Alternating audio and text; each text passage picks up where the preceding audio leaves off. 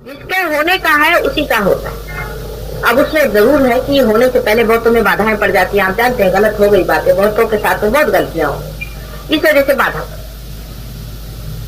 लेकिन किसी तरह से इन तीनों के चक्कर चल करके और फिर पार करना ही है। आज नहीं कल नहीं कल। ये ऐसी अभिनव चीज है जिसको कि जो देखो सोई अपना उठा करके नहीं कह सकता। ये होना पड़ता है। कुंडलिनी आपके सामने चलती हुई दिखाई देनी चाहिए, उसका स्पंदन उठता हुआ दिखाई देता। अब देखिए कि जो प्रणव सिर्फ हृदय में सुनाई देता है वो आपको थ्रू आउट करेगा। आप अगर स्टेथोस्कोप लेकर के देखें उस आदमी को जब आप देखेंगे कि जिसकी कुंडलिनी ऊपर उठी है तो आपको पता चलेगा कि उसका अनहद अलग पॉइंट से होगा। अब देखिए कि कितना महत्वपूर्ण कार्य है कि त्रिगुण में बटी हुई ये शक्ति एक शक्ति हो जाए कि जो गुणातीत है, जिसमें गुण नहीं। कितना महत्वपूर्ण ये कार्य है। आज तक ये कार्य कभी हुआ नहीं पहले और न हुआ। लेकिन हमारे पास जो लोग आते हैं वो सब आधे अधूरे लोग हैं। वो समझते नहीं कि इसका महत्व क्या है। वो तो सोचते हैं कि दूसरी भी संस्थाएं हैं और ये दूसरी संस्थाएं होंगी, लेकिन सब संस्था इसी में आनी पड़ेगी। नहीं आएंगी तो वो बेकार। सारी संस्थाएं जब तक त्रिगुण को गुणातीत नहीं करती हैं तब तक सब व्यर्थ है। और अगर वो उसमें रुकावट डालती है तो बिल्कुल ही बेकार। किसी भी संस्था के विरोध में हम नहीं हैं, लेकिन वो संस्था होना चाहिए, मैंने संस्थापित होनी चाहिए। माने ये कि जो इसी कार्य के लिए चल रही है। और जब उसकी रुकावट आ जाती है, उनके विचारों की, उनके एजुकेशन की, उनके तौर तरीकों की, उनके ढंगों की, जब मनुष्य के असेंट में रुकावट आती है तो वो सारी ह्यूमैनिटी के विरोध में वो संस्था है। सारे समाज के विरोध में ये सब संस्था है। हमारे यहाँ भी ऐसे बहुत कम लोग हैं जो इसके महत्व को समझ पाए हैं। सालों से रगड़ रहे हैं, पार भी हैं, लेकिन इसके महत्व को नहीं समझ। वो भी इधर उधर चक्कर में घूम रहे हैं। बहुत से लोग ऐसे तो रुकते हैं, निकल जाते हैं, आते हैं, निकल जाते हैं, फिर आते हैं, निकल जाते हैं, फिर आते निकल जाते हैं। नाम भर के लिए भी बहुत से लोग यहाँ पर हैं, बिल्कुल नाम भर के। असलियत में इसको जो समझेगा और इसको जानेगा अपने अंदर, वही इस कार्य को उसका महत्व रखते हुए करेगा। लेकिन हमारे यहाँ ब्रेनलेस लोग भी बहुत है। उनको कितना भी समझाओ, उनकी खोपड़ी में नहीं। वो सोचते हैं कि बड़े सहयोगी हो गए।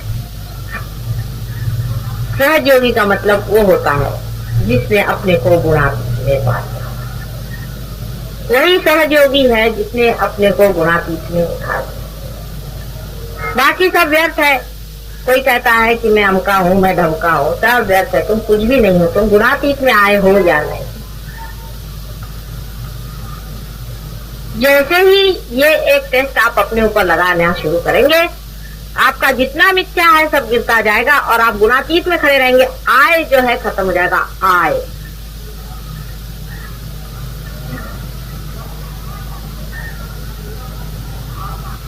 अब बहुत से लोग बाधा दे करके आते हैं हर समय। मैंने देखा है कि हमारे जो ग्रुप में लोग हैं, ये लोग भी बहुत बाधा पकड़ते हैं। किसी के हस्बैंड पकड़ते हैं, किसी की वाइफ, किसी के बच्चे। आपको पता नहीं है कि एक एक बाधा निकालना कितनी मुश्किल की चीज है। जो लोग बाधा निकालते हैं वही जानते हैं कि कितना प्रॉब्लम हो जाता है। कल हमने किसी की बाधा निकाली तो यहाँ दामले थे, वो कहने माता जी ऐसा लगता है जैसे यहाँ से किसी ने बिल्कुल तड़ दिया है, यहाँ से जैसे कोई जला दिया। और आप लोग रोज रोज बाधा लेकर के चले आ रहे हैं और ऊपर से कहो कि तुम्हारे अंदर बाधा है तो बुरा मानते और घर पे जाके बुरे काम करते। ऐसे लोगों के लिए जो लोग बाधा निकालते उनके परम उपकार माना जी। तुमने तो एक भी बाधा आज तक निकाली नहीं। तुम लोग तो एक भी बाधा खुद नहीं निकालते और दूसरों पे बोझा डाल रहे हो अपना कि बाधा निकालो, बाधा निकालो। किस लिए निकाले?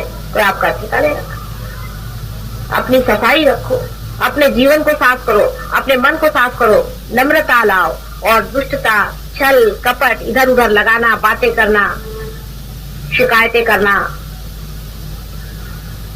लोगों को सन्मार्ग से हटाना, इतना महान पाप करना, इसके ऐसे लोगों के लिए सहयोग में क्या मार सकता है? यानी कितने निम्न स्तर के लोग हैं, आप सोच लीजिए कि कहाँ तो मैं गुणातीत की बात करें और कितने लोग निम्न स्तर के इसमें चित हो गए। बहुत ही निम्न स्तर के लोग इसमें आ गए, इतने निम्न स्तर के हैं कि उनको कहीं भी कहीं परमात्मा के पास आने का अधिकार नहीं। जो लोग बाधा निकालते हैं वही समझ सकते हैं कि यहाँ मैं हजारों बाधाओं को निकाल सकती हूँ, और फिर बार बार आप लोग बाधा पकड़ के यहाँ आते हैं और आपको थोड़ी सी तो बात में बुरा लग जाता है।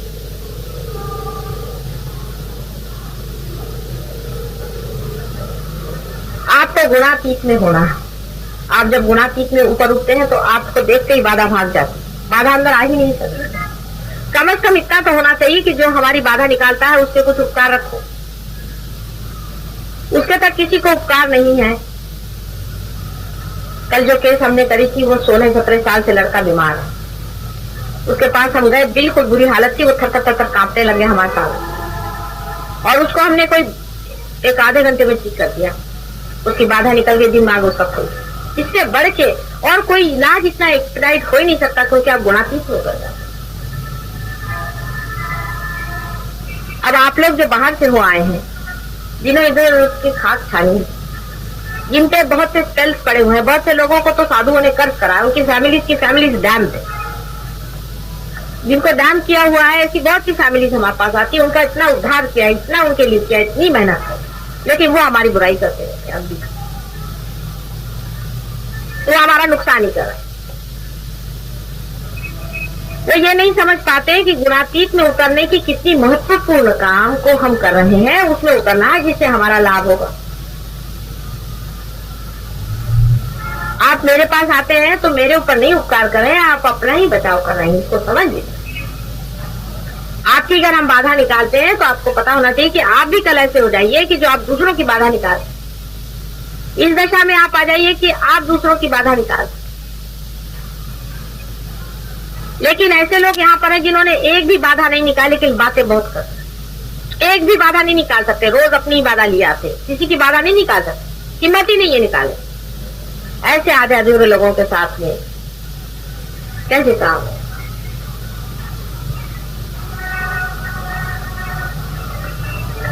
ऐसे लोग जो कि स्वयं की तो बाधा हटवाए, तब तो गुणातीत में हो, और दूसरों के अंदर भी, दूसरों के हृदय में भी ऐसा प्रेम अपना भरे कि वो भी आपके जैसे गुणातीत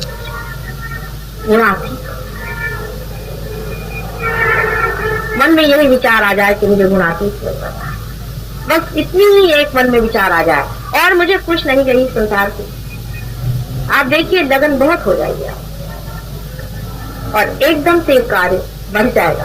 आप इतने शक्तिशाली हो जाएंगे, इतने शक्तिशाली हो जाएंगे कि आप स्वयं ही इस कार्य को कर सकते। ऐसे लोग हैं हमारे यहाँ, ऐसे भी लोग, ये भी बड़ा, ऐसे तो मैं बहुत खुश हूँ, ऐसे तो किसी भी जन्म में ऐसा नहीं हुआ जैसा इस जन्म में हुआ।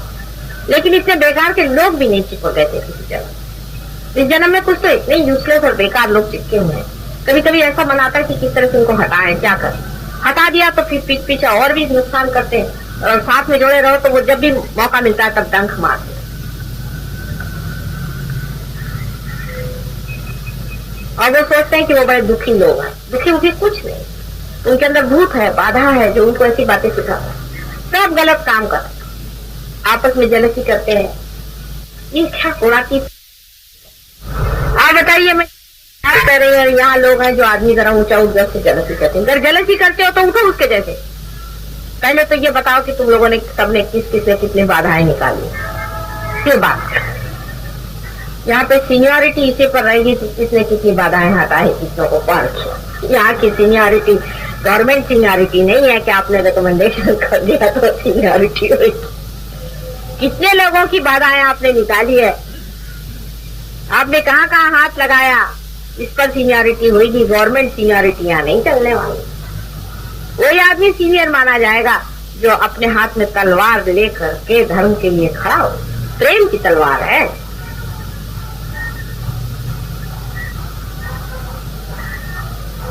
इसमें आप कुछ फॉल्स सर्टिफिकेट नहीं ले सकते, कोई गलत बात आप कह नहीं सकते। जब तक वाइब्रेशन नहीं आएंगे तब तक नहीं आएंगे। आप चाहे उसमें कितना भी कहो, आएंगे नहीं तो नहीं आएंगे। जब आएंगे तब आएंगे। तब आपको पता हो जाएगा, उसमें कोई शंका नहीं रह जाएगी कुछ कहने की बात। पर आ गए तो आप एकदम से बढ़िया नहीं होने वाले। हाँ, अगर ऐसी पूर्व संचित हो, आप बड़े आदमी हो, ऐसे कोई तो हो भी सकते हैं, लेकिन ऐसे बड़े आदमी बहुत कम है। अधिकतर साधारण मीडियोकर लोग हैं। अधिक उम्र से इससे कुछ फर्क नहीं पड़ता, किसी भी उम्र में हो। 96 साल के एक साहब एक बार पार हुए थे हमारे यहाँ, वो रहे नहीं मेरे ख्याल से उसके 2-3 साल। वो बिल्कुल ऊपर जब चढ़ के आए थे तो उनको कुर्सी पर लाए थे, बहुत बुरी हालत थी, लेकिन बहुत बड़ी चीज। आखिरी उनका समझ लीजिए समय आ गया था, लेकिन वो पार हो गए। पार होने के बाद वो पैदल उतर के नीचे गए और बहुत बड़ा वो था ही, बहुत बड़ा चीज। उसके बाद 2-3 साल जीवित रहे और मृत्यु हो गई। उनके जैसे लोग बहुत कम हो, उम्र से भी नहीं होता। जिसको ये ख्याल रहा कि मेरा उम्र ज्यादा है, वो गया काम। परमात्मा के लिए उम्र कुछ नहीं होता, उसके लिए समय होगा कुछ। सिर्फ गुणातीत में उतरने का इतना अच्छा तरीका आज आया हुआ है। इसको अगर आप मान्य नहीं करेंगे और इसको स्वीकार करके इसके अंदर उतरेंगे नहीं और इसको सबल नहीं करेंगे और इसमें आप समर्थ नहीं होंगे, तो हो सकता है कि सारे संसार का संहार हो जाए और दूसरी फिर रचना हो जाए। चलिए, वो भी मंजूर है हमको, तो वो भी मंजूर है, लेकिन आप लोगों को मंजूर है क्या?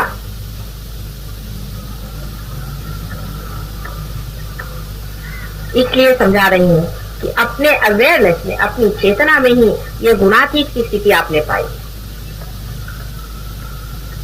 बहुत से लोग शो ऑफ करते हैं, बहुत शो ऑफ करते हैं, ऐसा दिखाते हैं कि हाँ, इनसे बढ़ के कोई डेडिकेशन में है ये। माँ तो सबको जानती है अंदर बाहर। तुम्हारी कुंडलिनी ही तुमको खूब अच्छे से जानती है, वही तुमको बता सकती है कि तुम गुणातीत में हो या नहीं, तुम गुणातीत में उतरे हो या नहीं। ध्यान में होना माने गुणातीत में रहना, गुणों से एक परे, सर्वगुणों से परे जब आप हो गए, तभी तीनों गुण आपके अंदर से बहना शुरू हो जाते हैं कि आप चेतनामय हो जाते हैं और आप प्रणवमय हो जाते हैं और आप उठ जाते हैं, असेंट कर जाते हैं, उत्थान हो जाता है, क्योंकि आप दूसरों का भी उत्थान करते हैं। जब तक आदमी ऊंचा नहीं गया, नीचे वाले को कैसे खींचेगा? इसकी पहचान ये है कि आप ऊंचे चले गए क्योंकि आप दूसरे को भी अपने साथ रखिए। ये शक्ति भी आपके अंदर आ जाती है कि आप किसी के और जैसे हाथ गलती से भी कर रहे तो उसकी कुंडलिनी जागरूक है। आप बैठे बैठे देखिए, किसी को ऐसे धीरे से कर दीजिए, देखिए उसकी कुंडलिनी जागरूक हो जाए। यूं करते ही कुंडलिनी जिसकी जागरूक हो, इतनी बड़ी कमाल की चीज है। बड़े बड़े साधु संतों और इनको बैरागियों को नहीं हुआ, तो तुम लोगों को हुआ कि यूं करके ऐसे कर दो, कुंडलिनी जागरूक। उंगलियों के इशारे पर जब कुंडलिनी घूमने लग गई, तब भी अपना महत्व नहीं समझे तो क्या करें, तब भी वही रहे। मराठी में कहावत है कि आजी होती दासी, राज्य पद चाले किसी किसे ही रणे राही। पहले दासी थी, उसको रानी पद आ गया, लेकिन उसका घूमना फिरना जो था दासी जैसे, वो नहीं गया। वैसा ही है, कोई राजा लोग हो तो राजा बन जाते, कोई मुश्किल नहीं, पर दासी लोगों को रानी बनाना मुश्किल काम हो जाता। उनका दिमाग तो भी घूमते रहता है और वो अपने घूमने को ही बहुत बड़ी चीज समझते हैं कि वाह वाह वाह वाह, क्या चार लगा। प्रगति उनके अंदर से कुछ भी नहीं होती। किसी तरह से साफ हो गए, किसी तरह से फिर पकड़, फिर साफ हो गए, फिर पकड़, बिल्कुल कुछ प्रगति नहीं, बस यूं ही चलते रहते डावाडोल। किसी की बाधा वाधा कुछ नहीं निकाल सकते, लेकिन अपने को बहुत बड़ा आदमी समझे बैठे, बड़ी मुश्किल काम। आपका सर्टिफिकेट सिर्फ इस पर है कि आपने दूसरे की कितनी बाधा निकाली, बस ये समझ लीजिए। गुणातीत का सर्टिफिकेट इस पे है कि आपने कितनों को रियलाइजेशन दिया। अब एक दिन तो आप बगैर कुछ सोचे समझे ही सबको दे सकते हैं। आपने छोटे बच्चों को भी देखा कि यूं कर देते तो चली जानी कुंडलिनी पर खड़ खड़ खड़ खड़, उसमें कोई विशेष नहीं। लेकिन कितने लोगों को रियलाइजेशन देगा, कितनों की आपने बाधाएं निकाली। आप क्या सबकी बाधाएं निकाल सकते हैं? हर प्रकार की बाधा को आप हाथ डाल करके निकाल सकते हैं, निकाल सकते हैं तो आप कमाल। बहुत से लोग यहाँ पर आए थे इतने बाधा से पीड़ित, कुछ तो पागल खाने से आए थे और वो ऊपर उठ गए। और ये जानना चाहिए कि हमारे पूर्व जन्म के भी बहुत से हमारे ऊपर शाप है, हमारे कर्मों के बहुत शाप हैं। फिर इस जन्म में भी बहुतों को इन गंदे लोगों ने शापित किया है, खानदान के खानदान तबाह है। इसलिए अपने को गुणातीत में समर्थ बना, तो सारी की सारी अपने आसपास की बाधाएं भाग कर खड़ी हो जाएंगी, सब कुछ भाग जाएगा, सब कुछ शांत हो जाएगा। और आप एक समर्थ राजा के जैसे राजा बने। कोई भी बाधा आपके ऊपर छूने नहीं वाली। आप एक बार बाधा को हाथ लगाकर उसको भगाना तो देखिए, झाड़ू मारना सीखिए कि कभी कोई बाधा आपके आसपास में नहीं टिकने वाली। अभी देखिए, इनका एक किस्सा सुनाइए। अभी 2-3 रोज हुए आए हैं, तो मुझे 4-5 रोज इन्फॉर्मेशन। इनकी वाइफ पे बहुत बड़ी बाधा थी, उदाहरण की, और इन पर ये पार हो गए, लेकिन इनको बीबी की अपनी बाधा पकड़ गई। मैंने इनको जूते का हिसाब बताया। मैं जब भी देखती हूँ जूते और ये अब इतने साफ हो गए हैं, इनको मालूम है कि जूते से बाधा मारती है, तो बीवी का नाम लिख के, अपना नाम लिख करके रोज बाधा मारते रहते हैं, बाधा निकालते रहते। साफ हो गए। अभी देखिए, साफ साफ बैठे हुए हैं, वाइब्रेशंस आ रहे हैं, कोई प्रॉब्लम नहीं, कोई आफत नहीं, कोई चीज। जैसे ही हिम्मत कर लीजिए, वैसे ही पहले तो बाधा भाग जाएगी। सिर्फ हमारे कुंकू के नाम से डरपोक लोग भागते हैं, इनमें कोई शक्ति है? आप किस चीज के लिए डर रहे? आप सिर्फ कह दीजिए कि इसको भी भगाता हूँ, ऐसे तो बात करी होगी, पहले ही थर कांपना शुरू कर। ऐसी कोई घबराने की चीज नहीं है बाधा, लेकिन आपकी शक्ति पे बहुत निर्भर होता। इसलिए हर बार गए, बाधा पकड़ के आ गए, फिर आए, फिर ठीक हो गए, फिर आए, फिर पकड़ाए, फिर ये क्या तमाशा चला है धोबी का घर। कभी कपड़े पहनने का मौका ही मुझे नहीं मिलता है। जब भी देखती हूँ तो अपना ही चले पकड़े चले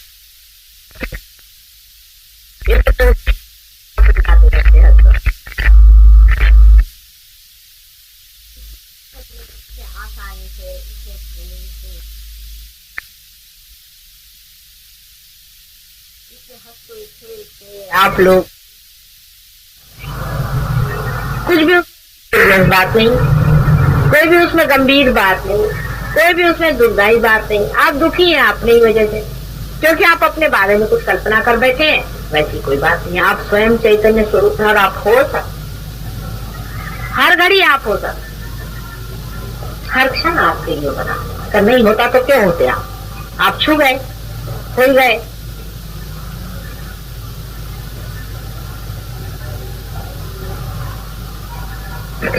मेरे और ऐसा हाथ है।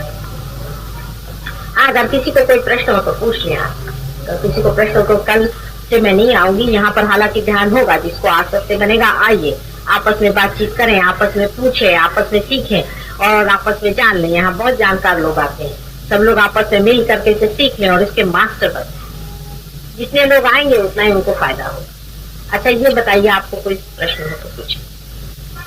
आपने बोला कि दूसरा बाधा डाल सकता है, हम तो ऐसे ही सुने हैं और पढ़े हैं या लिखे कि भाई अपना ही कर्म बाधा देता है, कोई दूसरा किसी को। वो दोनों चीज साथ चलती। जैसे देखो, ऐसा है कि तुम अगर आंचल संभाल के चलो तो तुम्हें कीचड़ नहीं लग सकता, लेकिन तुम अगर आंचल फैल के चला तो कीचड़ लग जाए। दोनों ही चीज। हम ही अपना कपड़ा गंदा करते हैं, पर गंदगी भी तो कपड़ा गंदा करती है। दोनों चीज म्यूचुअल चीज। जैसे समझ लो कि अब तुम्हारे अंदर, तुम कहीं खड़े हो, अब कोई हमारे विरोध में बात करे, समझ लीजिए, समझ लो के विरोध से बात करे, तुमने उसके साथ हाथ जोड़ लिए, हाँ भाई ठीक है, क्या कह रहे हो गया, तुम पकड़, गंदगी तुमको पकड़, तो दूसरे ने भी डाल दी। अगर तुम पूर्णतया समर्थ हो तो कुछ नहीं पढ़ सकता।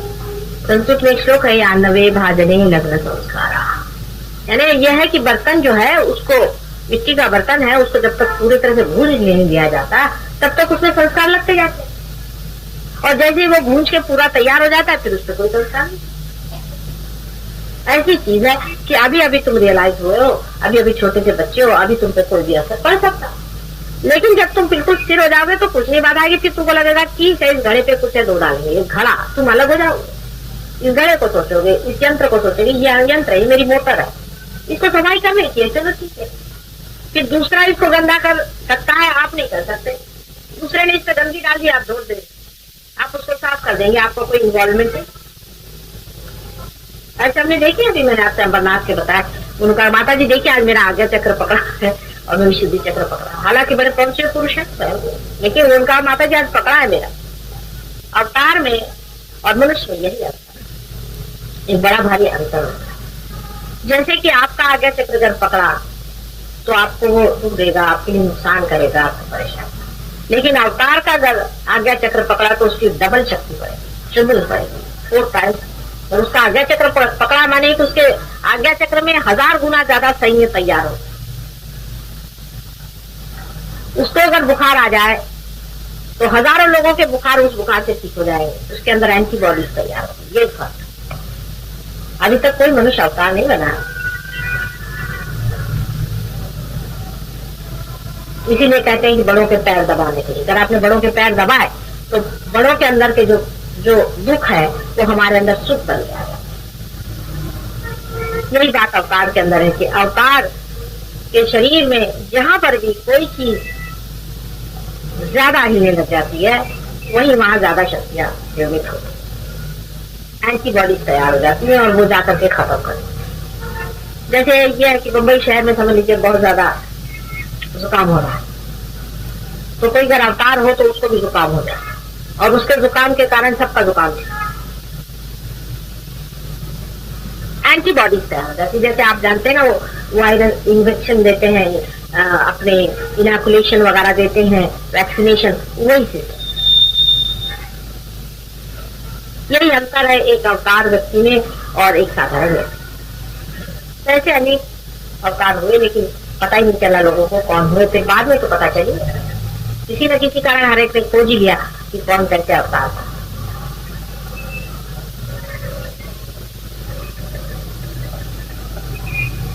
और कोई प्रश्न पूछ?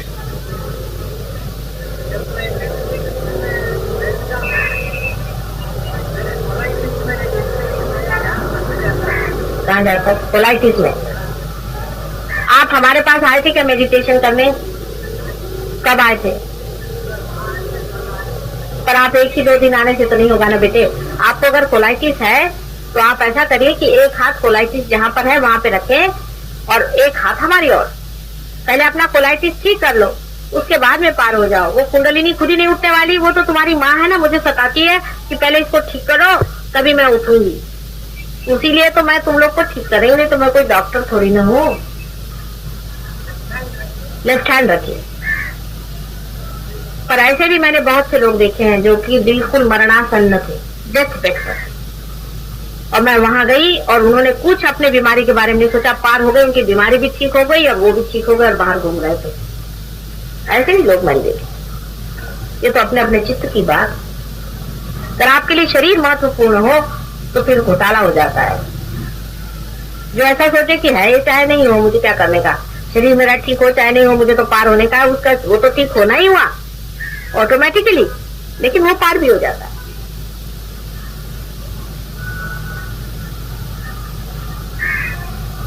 कोई प्रश्न हो तो पूछो।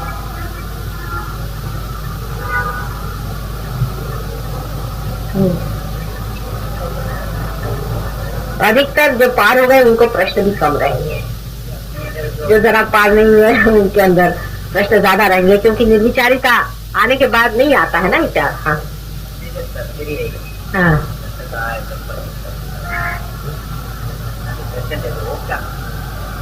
जिसका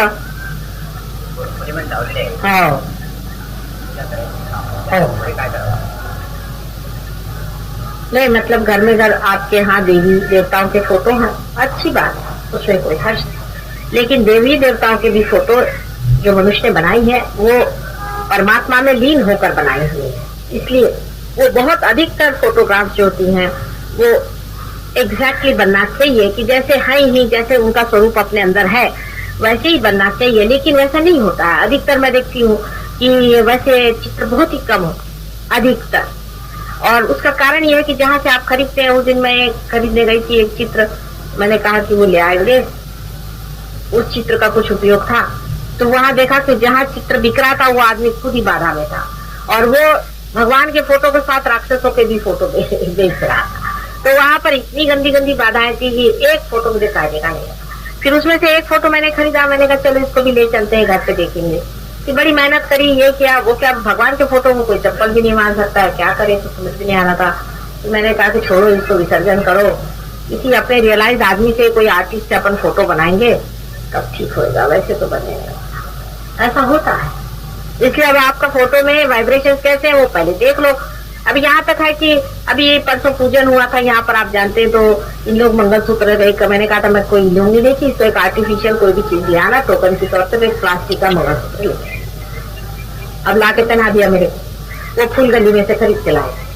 अब उसमें इतने गंदे वाइब्रेशन थे कि मेरी यहाँ पर बहुत सारी एंटीबॉडीज तैयार हो गई। ये जो नाभिक की अपना विशुद्धि चक्र, इधर में एकदम से एंटीबॉडीज तैयार हो गई। तो मैंने कहा कहाँ से पता नहीं क्यों यहाँ पर इतने जोर से श्री कृष्ण एकदम से अपना जोर बांध गए, क्या हो गया, कौन ऐसे शत्रु आ गए इधर में, किसको मारने निकले हैं, मेरी कुछ समझ में नहीं आ रहा। उसके बाद 2-3 दिन मैंने पड़ताला, मैंने कहा देखें क्या चीज है क्या नहीं है। आखिर मैंने सोचा कोई बाहर कोई बात हो रही है कि क्या बात।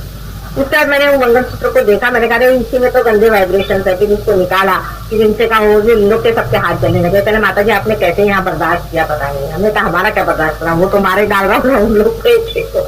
और उसमें सब कृष्ण के दुश्मन सब होंगे, मेरे गर्दन में आके फंस गए तो वो अपना खुद ही मारे डाल रहा था, मेरे कुछ करने कहा ही नहीं। तो वाइब्रेशंस तो खराब होते ही हैं, तो बहुत लोगों के होते हैं। अब यहाँ जो सहयोगी लोग आते हैं, आप क्या सोचते हैं सबके बड़े अच्छे वाइब्रेशन होते हैं। आके बैठ के यहाँ औरतों को भी कुछ कुछ देखते हैं लोग, बुड्ढे बुड्ढों को मन देखते, ऐसे भी गंदे यहाँ होते हैं गंदे, उसे भी वाइब्रेशन खराब होते हैं। तो सहयोगी हो जाने से, माता जी के पास आने से सबको बड़े महापवित्र नहीं हो जाते, अंदर से पवित्रता नहीं। ऐसे मैंने बहुत से देखे लोग, उनकी नजर इधर उधर चलती रही, मन में गंदे गंदे विचार आते रहते, प्लानिंग होते रहता है कि माता जी का काम कैसे खत्म करें। ऐसे भी बहुत से लोग, और वो अपने को अपने दिशा भूल में रहते हैं। वो सोचते हैं कि माता जी दूसरे के लिए कह रही है, हमारे लिए नहीं कह रही। ऐसे भी होते, सब तरह के लोग होते। इसी तरह से परमात्मा की भी बात है। अभी ऐसे देखिए तो अपने जितने भी चिरंजीव हैं वो हैं ही, फिर अपने जितने भी 12 हम लोग जानते हैं कि गणपति हैं, वो सही है, उसमें कोई बात नहीं, बहुत वाइब्रेशन है उनमें। कोल्हापुर की भवानी में बहुत वाइब्रेशन है, यहाँ माउंट मेरी की जो यह है इसमें बहुत वाइब्रेशन, बहुत ज्यादा इसमें भी वाइब्रेशन है। कहीं भी जाइए, ये महालक्ष्मी के टेम्पल में यहाँ भी बहुत वाइब्रेशन है, मुंबा देवी में बहुत वाइब्रेशन है, सभी जगह। और उसके सामने ये भूत बैठे हुए हैं, वो आप जाते साथ आपके टीका लगा देंगे, लगाओ वहाँ पैसा, बस आपने भूत 5 रुपए में खरीद लिया, जाओ घर वापस। वो तो बेचारे अपने बैठ गए अपने जगह में मंदिर वाले, और आपके मिल गई ये भूत। ये ऐसे सब है। यहाँ सिद्धि विनायक बहुत पहुंचे हुए हैं, इनको भी मैंने जा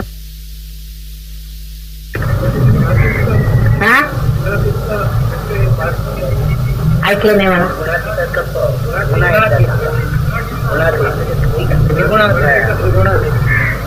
गुणातीत यानी 3 गुणों से परे। 3 गुण माने मैंने कहा कि एक गुण से जो है आप चित होते हैं प्रणव स्वरूप, दूसरे गुण से जिससे कि आप साक्षी स्वरूप ही होते हैं, और दूसरे गुण से आप कंस्ट्रक्टिव होते हैं, जो आपके पेट के अंदर में आपने देखा है जितनी भी शक्तियां हैं वो शक्ति जिससे आप क्रिएटिव होते हैं। तो एक शक्ति वो है जिससे आप स्थित होते हैं, जिसको हम प्रणव रूप कह सकते हैं। दूसरी शक्ति वो जो है जो कि पेट में कार्य करती है, जो कि 2 सिंपैथेटिक नर्वस सिस्टम है, एक तो लेफ्ट और एक राइट। पहली वाली लेफ्ट है, दूसरी वाली राइट। और तीसरी जो है वो पैरासिम्पैथेटिक नर्वस सिस्टम है, जो बीच में। ये आपकी इवोल्यूशनरी है। ये इवोल्यूशनरी शक्ति आपको चेतन मन में नहीं होती, आपका इवोल्यूशन आज तक का जो है चेतन मन में नहीं होता, अनअवेयर होता। लेकिन जब आप सहज योग से पार हो जाते हैं, माने आपकी कुंडलिनी जो आपके अंदर शक्ति बैठी हुई है वही इवोल्यूशनरी शक्ति है, वो यूज नहीं होती है, वो रेसिडुअल होती है, वो रुकी रहती है, वो कभी इस्तेमाल नहीं कर सकते। वही उठती है और आपको ऊपर में वहां धकेल देती है, आज्ञा चक्र को तोड़ते, जहां पर आप गुणातीत हो जाते हैं, जहां तीनों चक्र एक जगह मिल जाते हैं, तीनों शक्तियां एक जगह मिल जाती हैं, आप इंटीग्रेटेड हो जाते हैं। इसीलिए आपके अंदर से हाथ के वाइब्रेशन बहते हैं प्रणव रूप। पहली आप प्रणव रूप, दूसरे क्रिएटिव पावर आपके अंदर आ जाती है, जिसके कारण आपकी जितनी फिजिकल शक्तियां वो ठीक हो जाती है, आपकी तंदुरुस्ती ठीक हो जाती है। क्रिएटिव पावर आपके अंदर फॉलो होने लगती है कि आपकी सारी जितनी भी शक्तियां वो ठीक हो जाती हैं, आप क्रिएटिव हो जाते हैं, आप दूसरों की कुंडलिनियां भी देखने लग जाते हैं। और तीसरी शक्ति जो आपके अंदर आ जाती है वो है आप खुद इवॉल्व हो जाते हैं, आप खुद असेंट कर जाते हैं, आप ऊंचे उठ जाते हैं। उसकी पहचान ये है कि आप दूसरे को हाथ पकड़ के उठाते हैं। ये तीनों शक्तियां एक हो जाती है गुणातीत। इसलिए निर्विचारिता में जब आप पहुंच गए तो आप गुणातीत में गुणों से परे चले गए, आपकी तीनों ही शक्तियां इंटीग्रेट होकर के आपके अंदर से बहने लगे। त्यातला विशेष एखादा काही पॉइंट नसेल समजला तर तो विचारा, पर्टिक्युलर पॉइंट नाही समजला तो विचारा, कारण असं जनरल सांगायचं तर पुष्कळ आहे, ते मी ह्याच्यात टेप मध्ये केलेलं आहे, ते ऐकून घ्या तुम्ही। इसमें टेप जो कि बहुत इंपॉर्टेंट है, आज तक मैंने बात पहले नहीं बताई थी, कि रियलाइजेशन में क्या चीज होती है कि तीनों शक्तियां कैसे गुणाती हैं, इसलिए उसको आप सुन लीजिए। हाँ अर्थात वो फोर्थ डायमेंशन है। 3 डायमेंशन में आप सत्वगुण में भी रहते हैं और रजोगुण में रहते हैं, तमोगुण में रहते हैं। तमोगुण से आप स्थित रहते हैं, रजोगुण से आप एक्टिवेट करते हैं और सत्वगुण से आप इवॉल्व होते हैं। ह्यूमन स्टेज तक आप इवॉल्व हो गए, या धर्म की भावना आपके अंदर आती है। रजोगुण से आप ये सोचते हैं कि इससे परे कोई चीज है, एब्स्ट्रैक्ट की बात आप करते हैं, इस संसार से परे कोई चीज है, उसके दृष्टि जाती है आदमी की। ये सत्वगुण से जाती है। जानवर कभी नहीं सोचता है धर्म की बात। फोर्थ डायमेंशन आदमी में तब छूटा है जब वो गुणातीत में होता है। ये फोर्थ डायमेंशन, मैंने 3 डायमेंशन तो पहले मैंने आपसे बता दिए 3 गुणों के, और फोर्थ डायमेंशन तब है जब आदमी सारे ही इन तीनों से परे विचार में उठ जाता है, यूनिवर्सल अनकॉन्शियस में होता है। यूनिवर्सल अनकॉन्शियस जिसे कि साइकोलॉजिस्ट इट कहते हैं, आईडी इट। साइकोलॉजिस्ट को सब कुछ नहीं मालूम बेचारों का, अभी छोटे छोटे थोड़ा बहुत जानते ही, इधर उधर का पकड़ा हुआ है वो बताते रहते हैं। सम्यक पूरा वो कैसे जानेंगे, वो कोई माँ के रूप में थोड़ी ना, वो भी खोज रहे हैं, बच्चे हैं, एक थोड़ा थोड़ा जान। अब जब जो लोग एक रास्ते से आना शुरू कर जाते हैं वो मार्ग को काट डालते हैं। उसके लिए आपके लिए बना के रखी है कुंडलिनी, आपके अंदर बैठी हुई है, चुपचाप उसको आप इस्तेमाल कभी भी नहीं कर सकते, वो कभी भी उठ नहीं सकती। जब आपका इवोल्यूशन होगा, असेंट होगा, तभी वो उठती है और आपको गुणातीत में थे।